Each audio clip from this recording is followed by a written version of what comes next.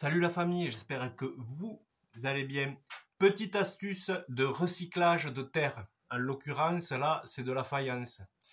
Avant de mettre dans mon bac de rétention où il y a de l'eau de pluie et que je les plonge à l'intérieur, toute ma faïence recyclée, toutes celles que je ne me sers plus, les débris du tour, les débris d'une sculpture, les débris de... Il suffit que ça soit de la faïence, je les mets dans un gros bac de rétention vert avec de l'eau de pluie plein. Et je fais tomber ça au fond. Mais avant, quand par exemple vous faites de la sculpture et que vous avez un gros bout de faïence, je le concasse quand même avant. Comme ça, après, ça facilitera le recyclage par la suite. Vous verrez pourquoi. Donc par exemple, là, j'avais fait une oyasse, j'avais coulé une oyasse qui a mal tourné, dont le bout est là. Et au lieu de mettre je pourrais mettre le bout directement dans mon bac de recyclage, avec de l'eau de pluie là, mais c'est trop gros. Après, pour étaler sur les plaques, pour pomper l'eau et tout, pour la rendre sèche, ça va être compliqué. Donc le top, c'est de le concasser un peu avant et de le saupoudrer dans le bac. C'est le mieux.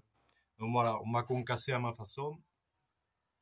Alors voilà, pour concasser ma terre, je la mets tout simplement au sol, sur un endroit propre. Hein. Si c'est pas propre, vous nettoyez d'un coup de balayette. Comme ça. Voilà. Hop, je mets la terre que j'avais là, d'une oyasse qui est... Je prends une petite massette. Et je fais quand même des bouts un petit peu plus petits que ce que c'était là.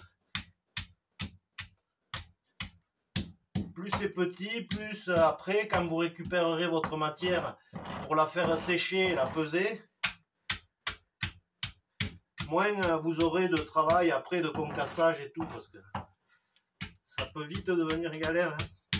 Quand on n'a pas de matériel, pardi, si on avait une vraie concasseuse et tout, oui peut-être, mais là, moi je fais avec un pressoir à pomme.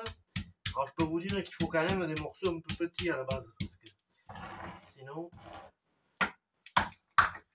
ouais, il ne faut pas se prendre la tête, mais c'est mieux que de mettre le gros bloc directement, parce qu'après, quoi qu'il arrive, il faudra que ça devienne quasiment de la poudre. Hein. Voilà. Voilà, pas plus que ça, mais déjà, c'est mieux que de ne pas l'avoir fait, quoi. Je vais prendre une autre pelle. Et là, je mets dans mon bac de recyclage.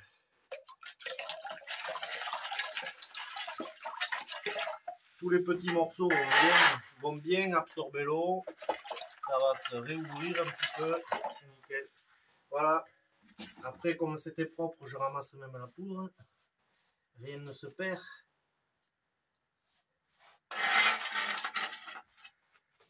Et puis ça nettoie.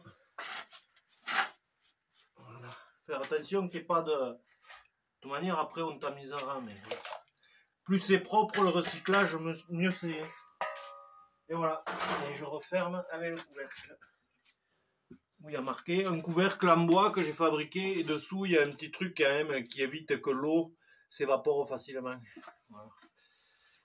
Et c'est marqué dessus, recyclage faïence, très important. Si vous commencez à mélanger la faïence et le grès, c'est jamais très très bon, quoi.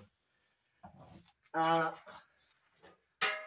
Voilà pour cette petite astuce recyclage de la terre en général, hein, parce que le grès ou la faïence, je fais exactement pareil. Toutes mes chutes de grès vont dans ce bac avec de l'eau de pluie, concassé déjà un petit peu au marteau, qu'il n'y ait pas d'énormes morceaux, quoi. Et la faïence, je fais pareil. Et après, on recycle sur les plaques de plâtre. Après, on fait de la poudre assez petit, au moins pour la peser. Et on fabriquera la barbotine après. Voilà la famille, à plus. Tchuss. Ah oui, j'oubliais. Il fallait le mettre avant ça. Abonnez-vous la famille. N'hésitez pas. Ou posez des questions dans les commentaires. Hein. Moi, je veux dire, j'en fais depuis 20 ans. J'ai peut-être quelques trucs pour pas cher, des idées. Enfin, n'hésitez pas à poser des questions sur YouTube. Hein. Tchuss.